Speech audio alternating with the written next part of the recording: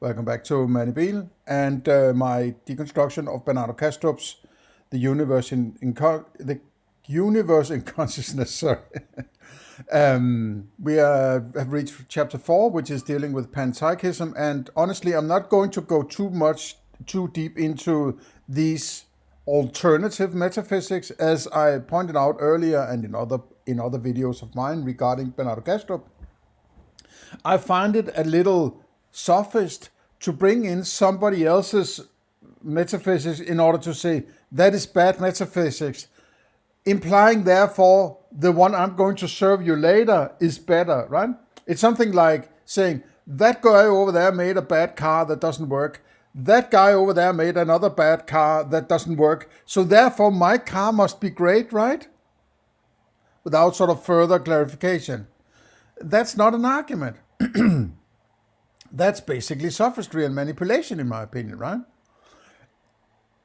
I understand the approach, but it has very strong sophist connotations, in my opinion, right? It's a politician's approach. It's not a rigid, neutral philosopher's approach, right?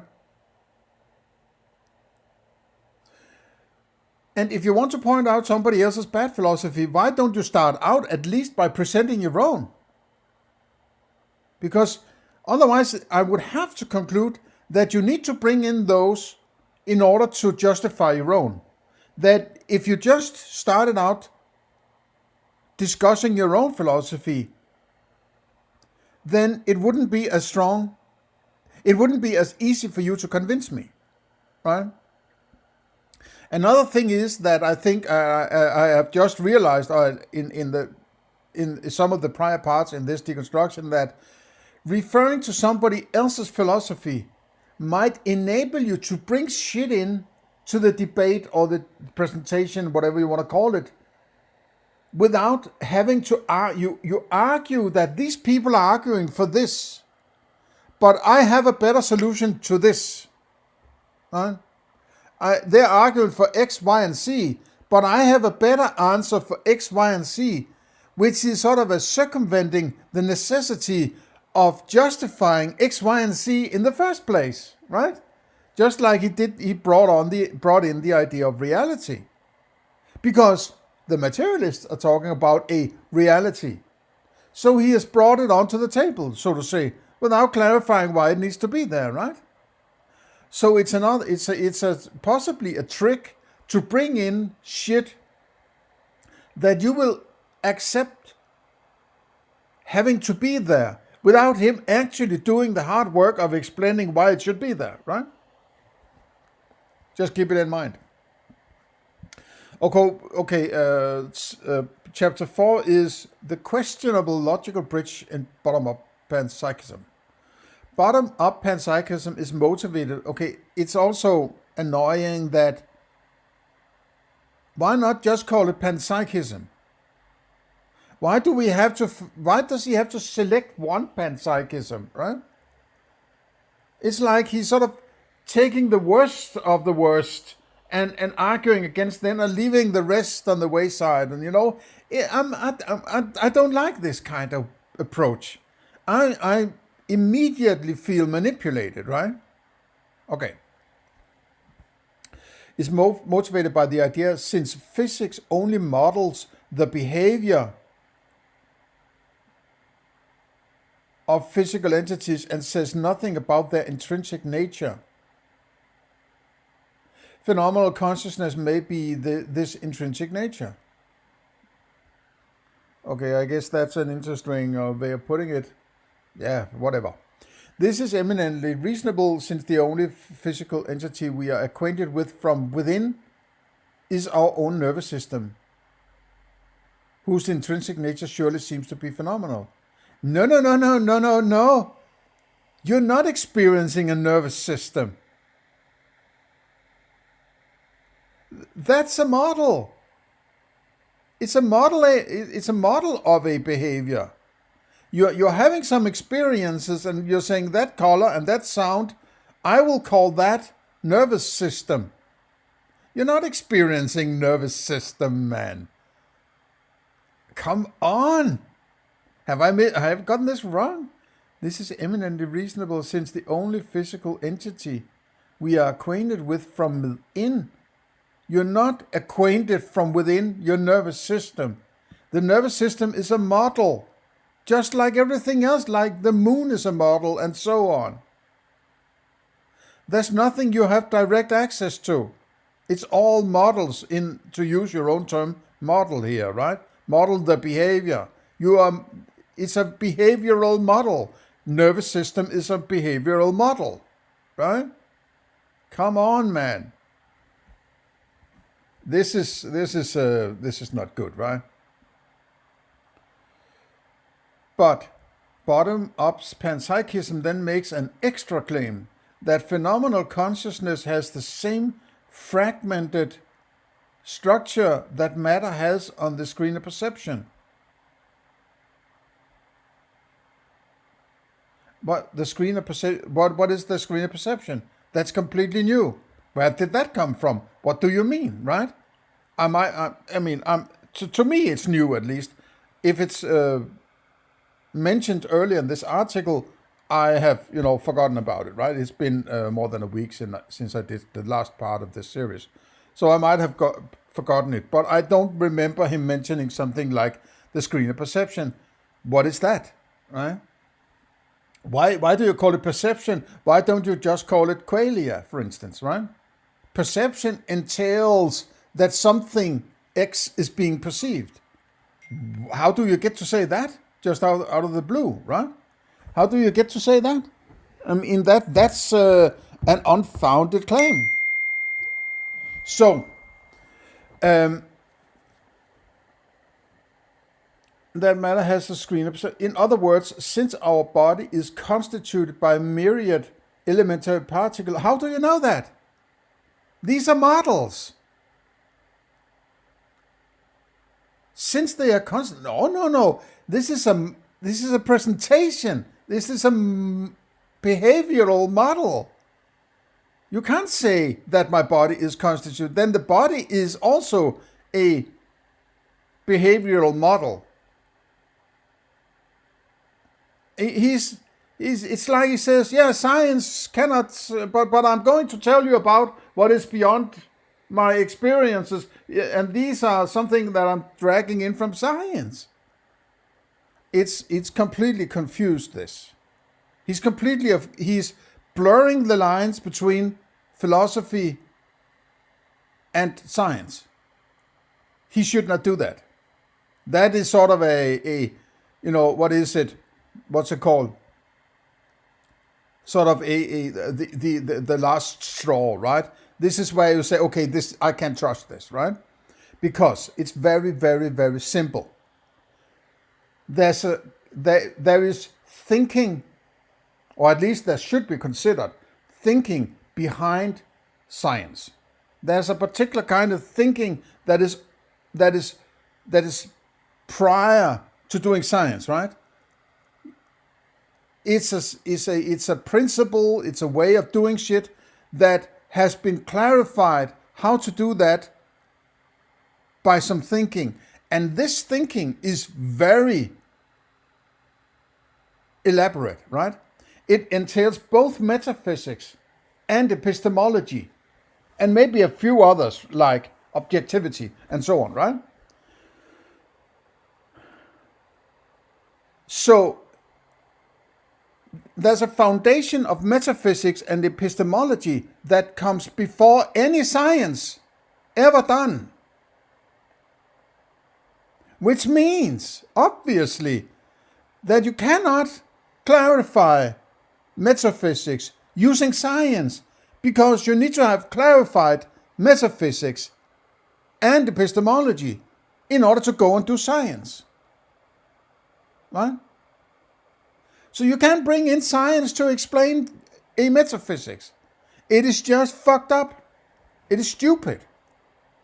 It is dysfunctional. It's incredible that he cannot see this. I'm kind of dumbfounded that, and he's not the only one, right? But it's this kind of clear thinking that gets, when these kinds of, he's obviously not a stupid guy, Bernardo Kastrup, right? He's quite intelligent, I would think, right? To the best of my, judgment.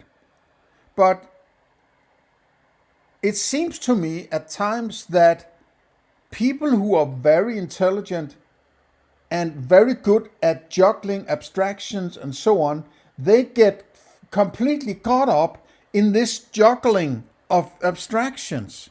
And they forget the sort of basics.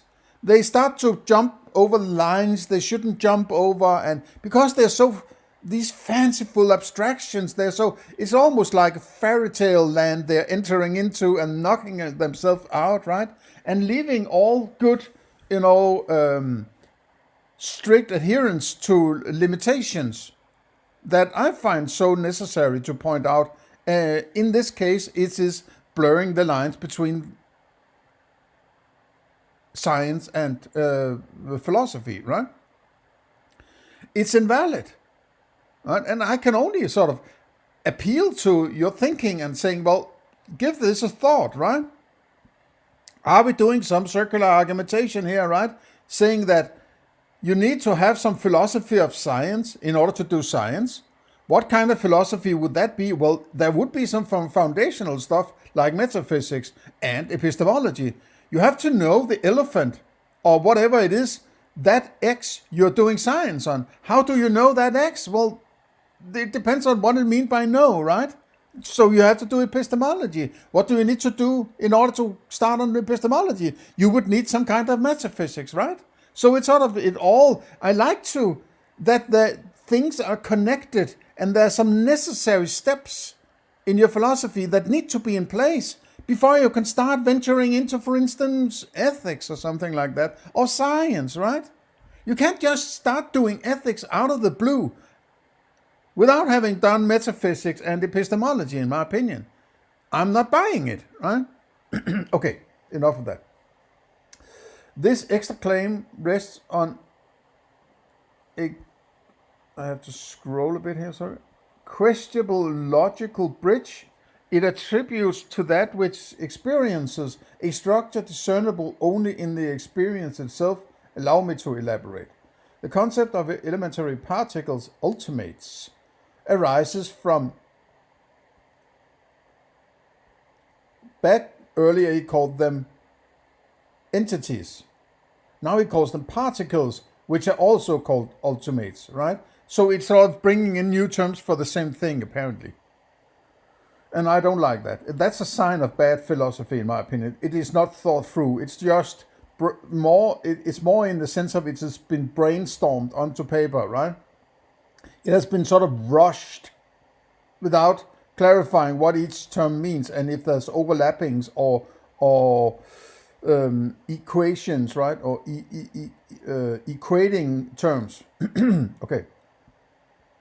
Conscious perception. Even when delicate instrumentation is used, the output of the instrumentation is only available to us as conscious perception.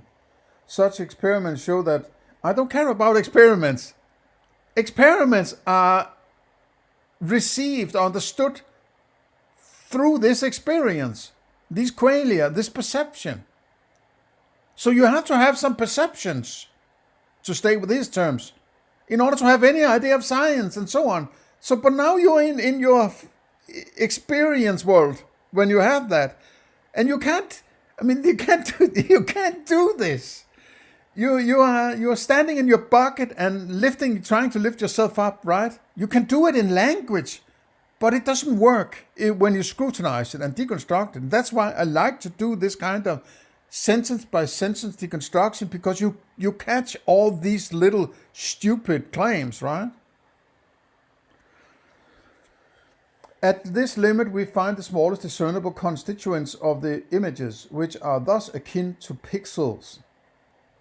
As such, ultimates are the pixels of experience, not necessarily of the experiencer. The latter simply does not follow from the former. Whatever. Therefore, that human bodies are made of elementary particles does not necessarily say anything about the structure of the experiencer. a human body is itself an image on the screen of perception, and so will necessarily be pixelated insofar as it is perceived. Such pixelation reflects the idiosyncrasies of the screen of perception, not necessarily the structure of the human subject itself. But this thing itself, right? You can't get to that because you only start to talking about the thing itself because you had an experience or a perception. Because of this perception and your desire to make sense of it, you create the idea of the thing itself. But that's an idea. That's an abstraction. That's a model, whatever. It's a philosophy. It's a metaphysics, right?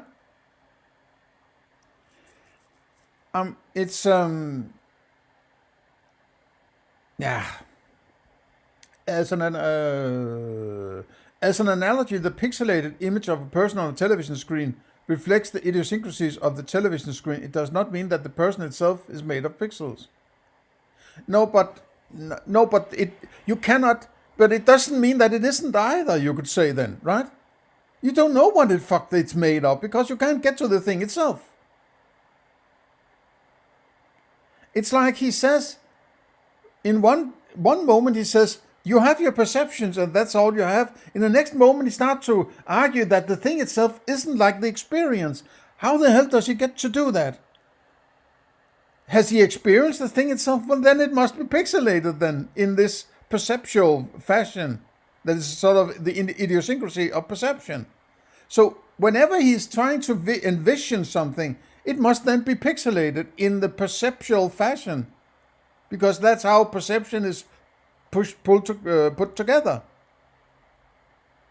So he can claim all he wants about the things themselves, but they would just be claims because nobody can go there. In order to have anything, you need to have perception or experience, and then it's pixelated, right? Now, I would agree that if you cannot get to the thing itself, you cannot say they're pixelated, right? But you cannot say they are not pixelated either. You cannot say the fuck anything. Just leave it the fuck alone, man, right?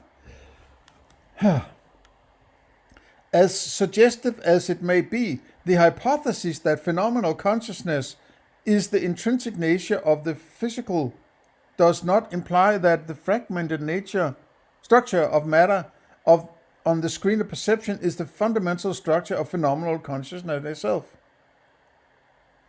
I need to take that one once more. As suggestive as it may be, the hypothesis that phenomenal consciousness is the intrinsic nature of the physical does not imply that the fragmented structure of matter on the screen of perception is the fundamental. No, I get. But is that what isn't this a straw man? I'm not sure. It sounds like a straw man to me. He's trying to attempt a steel man or a straw man concealed as a steel man of panpsychism. I'm not sure that panpsychists argue like this, but if you're a hardcore panpsychist, let me know how you see this, right? The only thing I have come up with that, or my sort of the low down and dirty understanding of panpsychism is that matter and mind are entangled somehow, right? You can't have one without the other. And at some point, some of this mind might conglomerate into a bigger, sort of bigger conglomerate of mind that creates your consciousness, for instance, or my consciousness. And then it can be aware of the matter that is outside this consciousness. But the consciousness was there in the first place. There might be some kind of consciousness in the sun or in the moon. It's just not, possibly whatever, aware of itself, so to say, in the way that I'm aware of myself, right? That I wouldn't be able to get to it. I think that a panpsychist would say the same. But then the point of panpsychism is just like, who gives a fuck, right? They're trying to explain how you can have both mind and matter in a way you can never get to check, because it always goes on before you can possibly be aware of it, right? When you're aware of it, then there's no longer panpsychism. Then there's only, you are confined within one of them, right? And then that one part of it, the mind part of the panpsychist universe, is starting to be aware of the other part outside, right? Something like that. But then you're explaining what is goes on before I am aware of anything. That doesn't help me explain it. You could say it gives a potential explanation of what might go on before I become conscious. But I don't care about it. I care about what is going on while I'm conscious, right? It gives an explanation of what went on before I was born, so to say, right? And developed into a conscious human being. I don't really care about that, right? It doesn't. It seems to me like a sort of a half-ass sad excuse for avoiding the hard problem and keeping materialism, right? Without realizing that there's still a built-in problem in panpsychism. It doesn't explain anything, basically. That's my understanding of, rejection of panpsychism. I can't really use it for anything. It's not. You're explaining something I have no use for, right? It's purely a academic,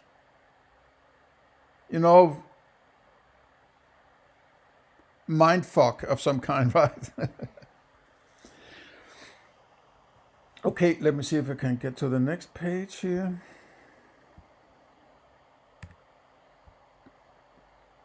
Was that the last part? Apparently it was. I think I'll take part 5 also in this chapter. Maybe I've lost the page or something. I'm not sure. It just feels like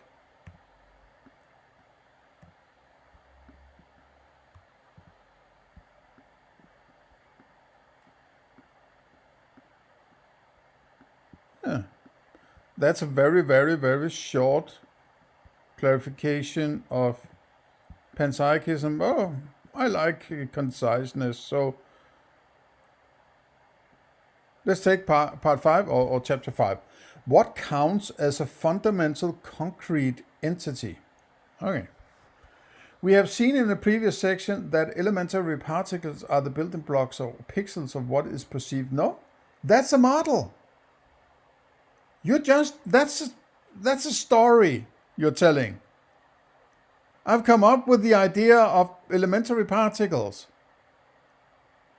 I didn't have any idea of elementary particle before I had some qualia, right? And now I'm analyzing this qualia and explaining that there are elementary particles before I have the experience of qualia. That's a circular argument, man, right? You can't bring in science in your metaphysics. Stop it. But we can ask yet deeper questions. Are elementary particles fundamental concrete entities of their own merit? Could we?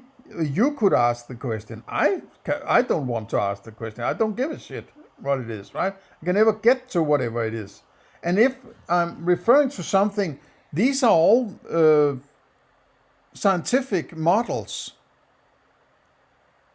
where I need to have, as I keep repeating, I need to have some foundational philosophy. And that foundational philosophy is exactly what you're doing here. So you can't bring in science that apparently was based on some incorrect metaphysics, right? How can you possibly do that? But we can both mainstream physicalism and bottom-up panpsychism in taking ultimates to the discrete building blocks of nature seem to assume so. There are, however, strong reasons to believe.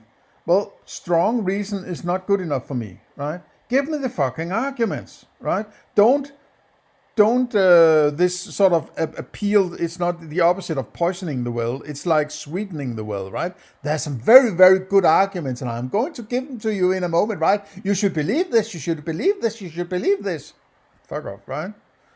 To believe that at least the entire inanimate universe is one integrated whole without ultimate parts.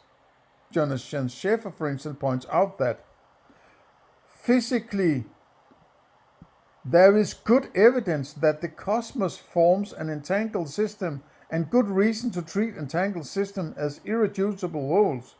Modally, mereology allows for possibility of atomless gunk with no ultimate. I have no. This is science, right?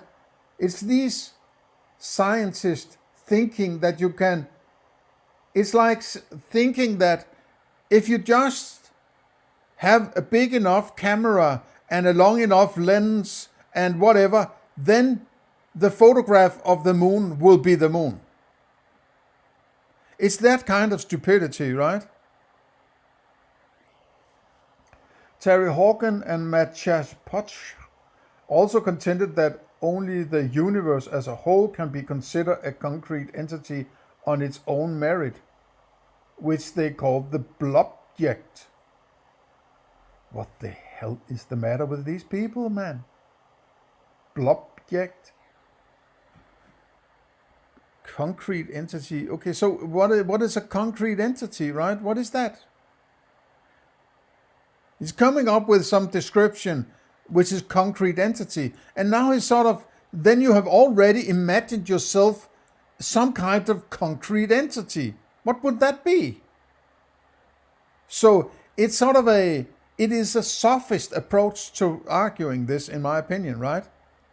All this appeals to science. Get rid of it, right? Don't trust.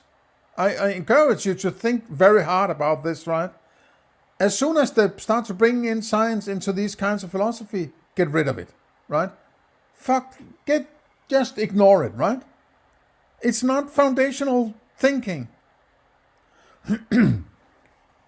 The physical substantiation for this line of thought is not reason.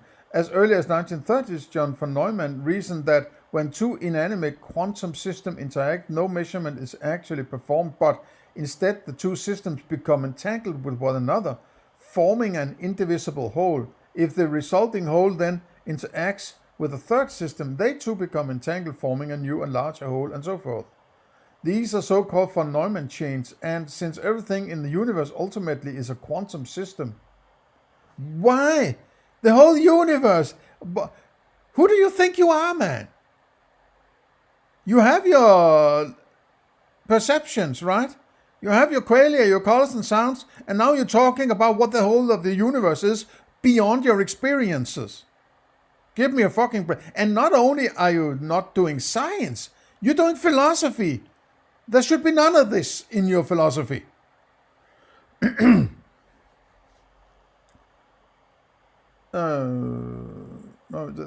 The entire inanimate universe constitute one single von Neumann chain. That is, one indivisible whole. Von Neumann also remarked that observation by a conscious living human being clearly breaks the chain, since living humans demonstrably can perform a quantum measurement. Therefore, conscious living beings must be left out of the present argument.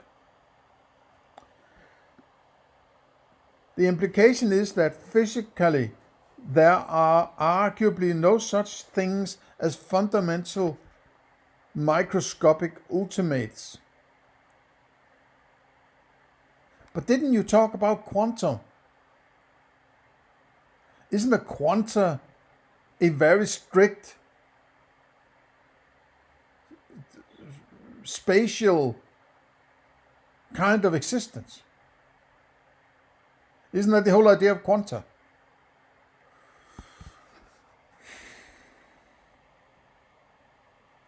The implication that physical there are arguably no such thing as fundamental microscopic ultimates. Although this may violate popular assumption and intuition, it also points the way to a third avenue of inquiry that holds some promise as an alternative to both mainstream physicalism and bottom-up panpsychism. So then we're having chapter 6. These are very short chapters. I wasn't actually prepared for these short chapters. My thought was to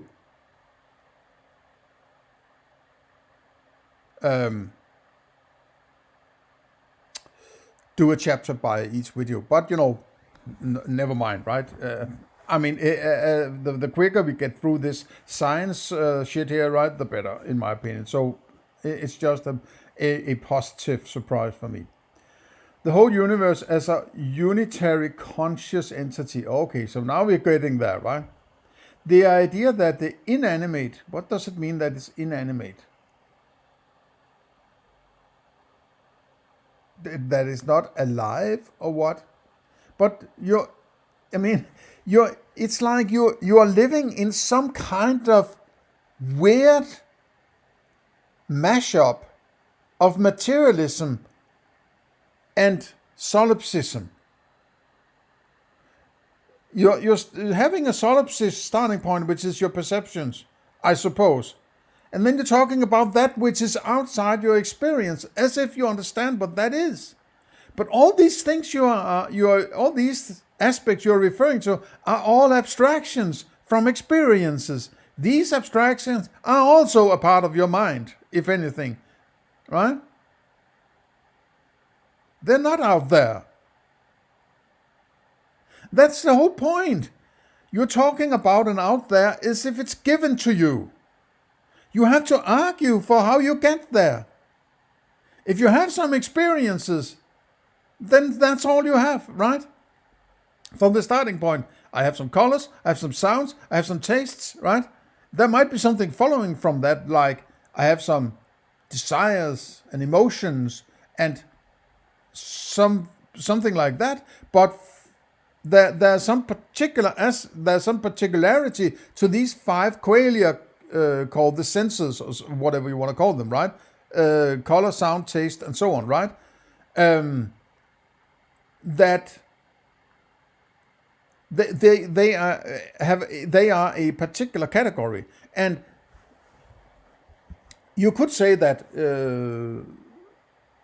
the feeling of hunger, for instance, could also be a qualia, right?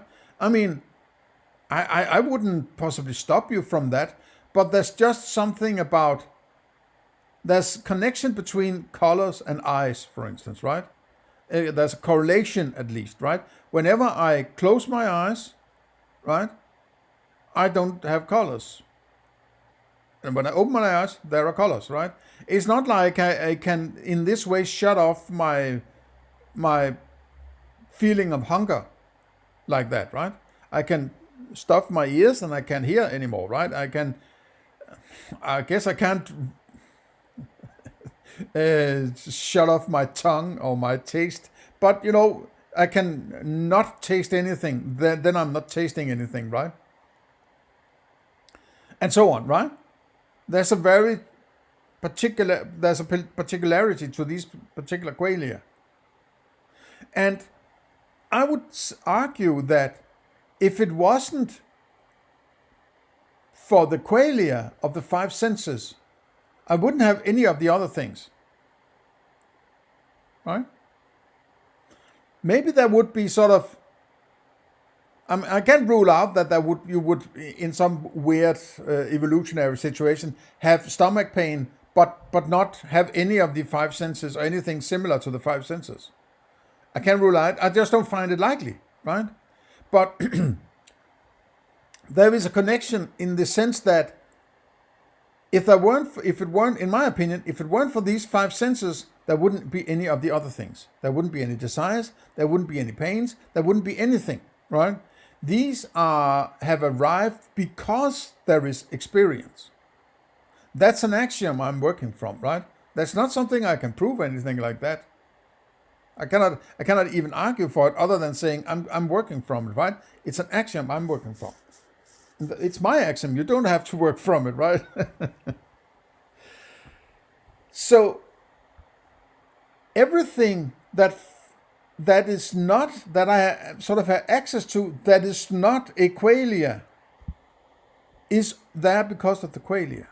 This means that my abstractions, my models, my ideas, they're all there because of qualia, right? So they originate from qualia some way or another. That means whatever that follows from these qualia cannot possibly be any explanation of what goes on before qualia, right? If there's something that goes on before qualia, there's nothing about what I can extract from those qualia that explains why they are qualia, right? And that kind of attempt at explaining something presupposes that there is something outside. There is something before qualia, right? Why? Isn't that the built-in materialist notion? That my experience is the outside. Therefore, there must be an outside because I'm experiencing that outside. When you realize that these are just experiences and these are all that you have, and whatever else there is derived somehow from those experiences, all of a sudden there isn't an outside given to you, right? When you really think hard about it. Or at least if you want that outside, you need to clarify how you get to it. He doesn't do that. That's a big problem, right? He basically says in the beginning that I'm not going to argue for, he doesn't say explicitly, but implicitly you could understand it as if there's something wrong with materialism, but I'm going to keep the idea of that external world anyway. And now I'm going to explain it in another way. Something like that. And so it goes into all these sorts of, science and other kinds of metaphysics that he finds to be erroneous in order to levy his own philosophy before we have even heard about it, right? At least if we haven't heard about Bernardo Kastrup before and only just bumped onto this article here.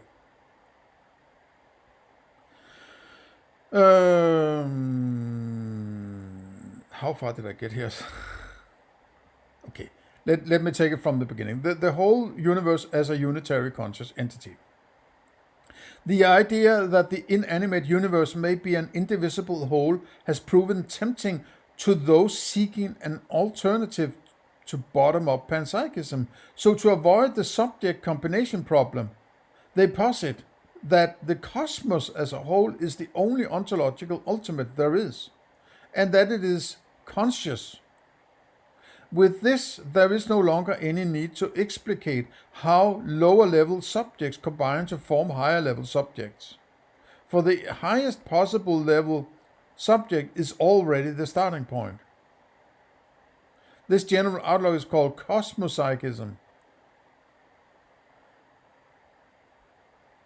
The seminal insight that freed cosmopsychism from the limitations of bottom-up panpsychism was arguably that Friar Matthews, she realized that even under the hypothesis that phenomenal consciousness is the intrinsic aspect of the physical, there is no need to attribute the fragmented structure of matter to phenomenal consciousness itself.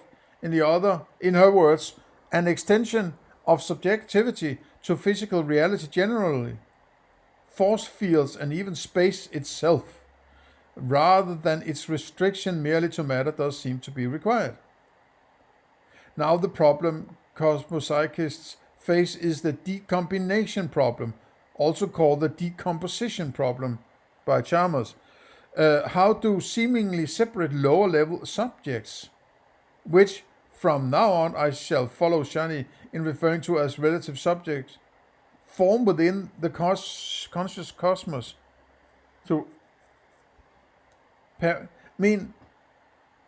It's ridiculous, right? When you go about your day, right? Let's say you're listening to this and I'm asking you, how many years have you been around? You say, well, I have been around for 45 years, right? And how well did you get around in your experience, so to say, until now? Might be a few things you are wondering about this and wondering about that, and should I listen to the government or should I do as mommy says, or whatever, right? But on the whole, you can ride a bicycle, you can possibly bake a pizza, you can find water, you can, find a place to sleep, you can,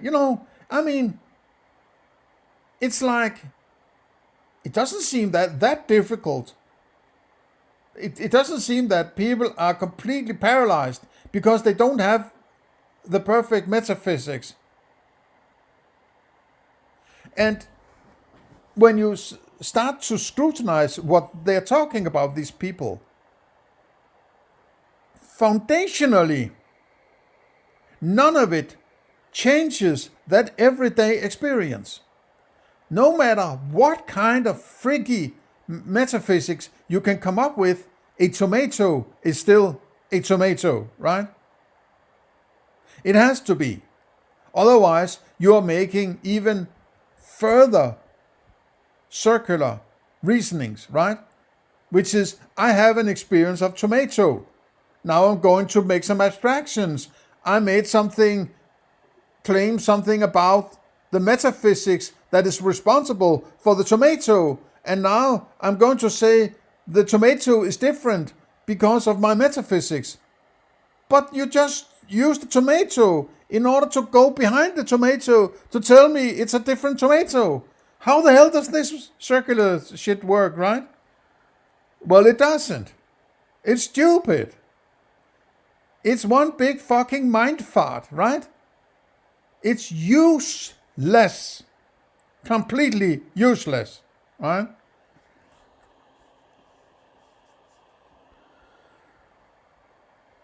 Now the problem of a decomposition problem. How to simulate lower level.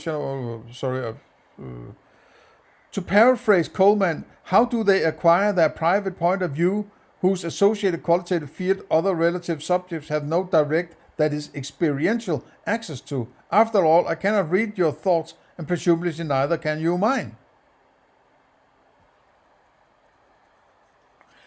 Before we address this problem, however, notice that there are at least two possible interpretations of cosmos. The first one sticks to the bottom-up panpsychist view that a phenomenon, whatever, right? Whatever.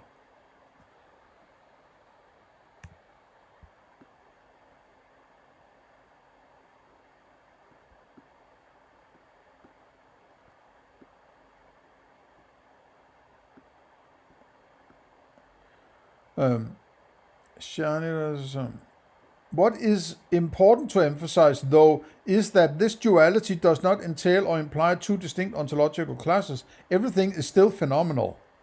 Now, one must ultimately ground the revealed side of the cosmos in its concealed side, not only to eliminate what would otherwise be an arbitrary boundary, but also to accommodate the empirically undeniable causal links between the revealed order of the physical world we perceive and the concealed order of thoughts and feelings. After all, revealed physical things and phenomena, think of psychoactive drugs, bodily trauma, electromagnetic fields, causally affect. Why should I think of that? Affect our concealed thoughts and feelings. Causal links operating the other way around are also undeniable. If the revealed order were not grounded in the concealed but constituted a separate phenomenal domain, how could these cross influences take place? Indeed, Shani acknowledges as much when he writes that the revealed order of reality is grounded in the concealed. To tackle the decombination problem, Shani posits that the conscious perspective or point of view of each relative subject has both a specific and a generic. Well, so now they're just coming up with shit, right? That's what I don't like about these metaphysicians. It's like, well, it might be something like this. Okay, I'm decided it's something like this. Therefore, I can go and come up with new shit and other new shit and further new shit. And it might be this and it might be that. I don't care. You're not doing philosophy, in my opinion, when you're saying, what if? Or it might be this. That's not philosophy. That is closer to science, right? What if space is responsible for gravity, right? What if that's a scientific approach. That is not philosophy. There's no what ifs in philosophy. Or if there are, it's bad philosophy. To tackle the decombination problem, Shani posits that the consider has both a local pattern of phenomenal activity taking place in that segment. Its generic character, in turn, is derived from the intrinsically subjective, perspectival nature of cosmic consciousness as a whole. Just take a sentence like this, right? Its generic character, in turn, is derived from the intrinsically subjective, perspectival nature of cosmic consciousness as a whole. Let me unpack this. Well, oh man, why? Don't do philosophy that needs to be unpacked, right? And that's not necessarily a critique of Bernardo Kastrup, but he's bringing it in, right? Oh, I fucking hate academics, man. Shani posits two intrinsic features of cosmic consciousness as constituents. Two intrinsic features, that's dual, right? I can't see it any other way. Each relative subject is phenomenally conscious by virtue of the fact that cosmic consciousness itself intrinsically capable of experience. Also, each relative subject has ipseity or what?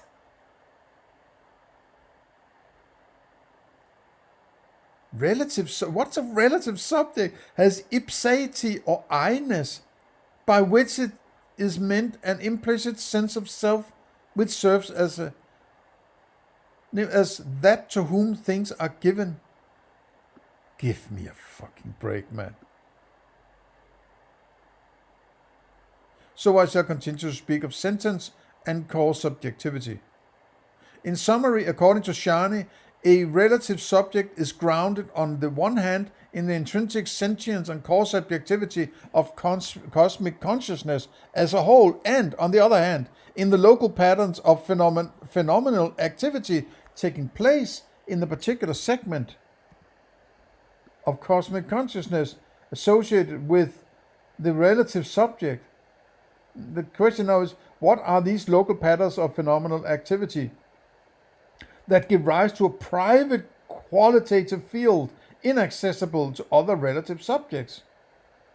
Shani posits that the smallest cohesive elements of nature corresponds to the revealed appearance of micro-level relative subjects. In other words, he returns to the bottom-up panpsychist view that elementary particles are subjects. But elementary particles or fields or whatever you can come up with, these are always abstractions from experiences.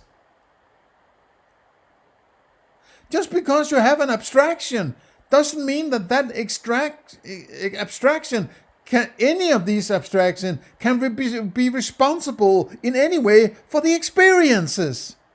There is no connection there. It's purely bad logic, right?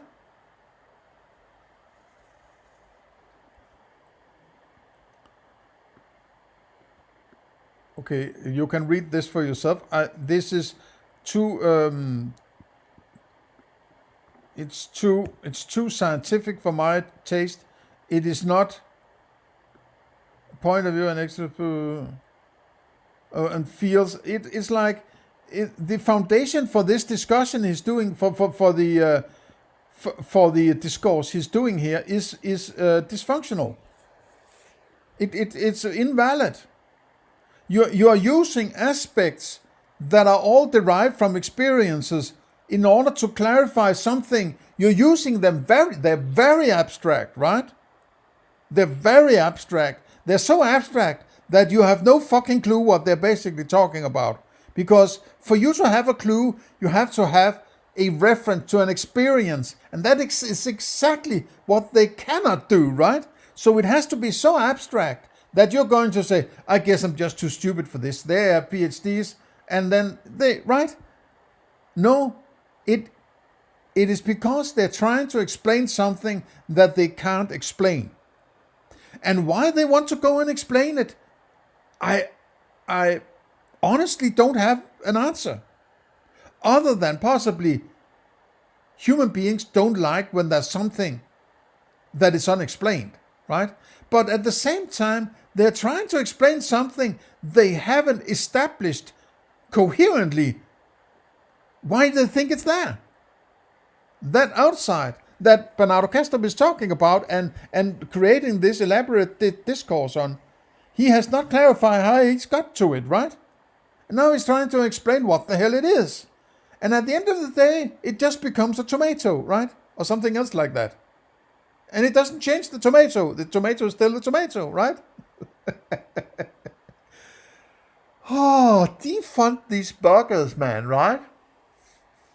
Oh.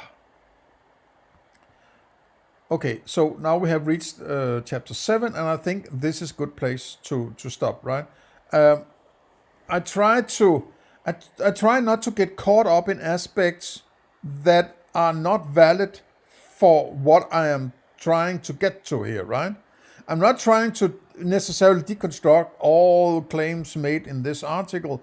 I'm particularly trying to get, and I think I'm trying to get to 3 different qualifications, right? 3 different aspects.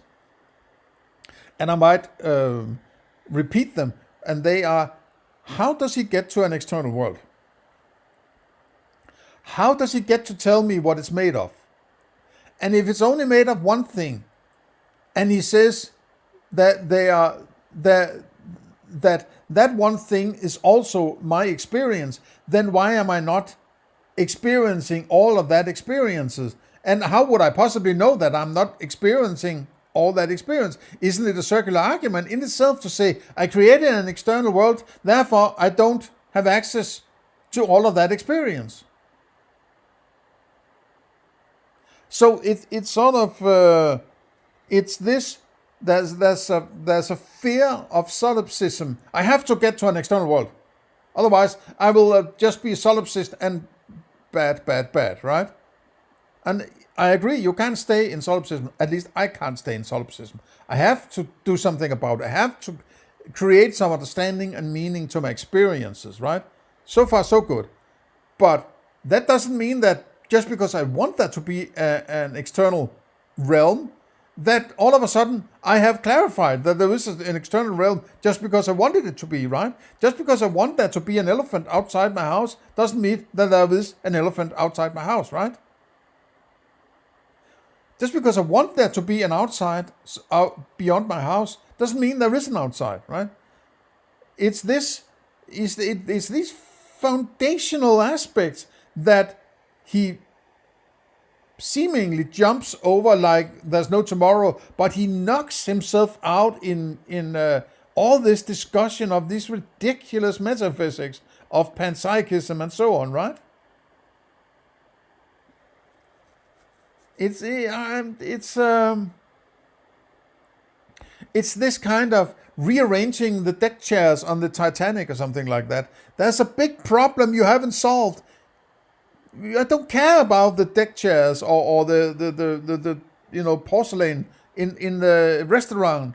I care about the ship is going down. I'm not saying that his philosophy is going down. It's not in that way. But there's another problem that isn't focused on here, right? That needs to be dealt with before we rearrange the deck chairs, right? Okay, I think I got my point across. Please share, like, and subscribe. Thank you for coming along this far. And welcome to my new listeners. Appreciate your sticking around. Hope you enjoy.